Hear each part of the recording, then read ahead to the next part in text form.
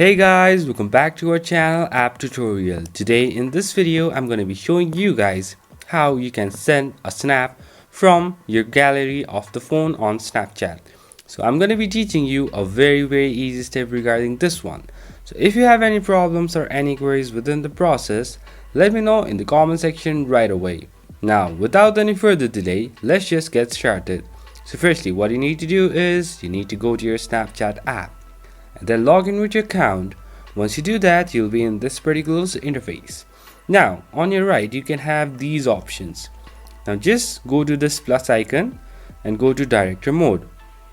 Once you are in the director mode, you'll be having this import media option. Just go over here and now choose the one you want to send as a snap. Now press on the stick. Now just preview it and you can now send it as a snap. Now let me just choose over here to him and now just send it. Now it's sending. Let me just go and check.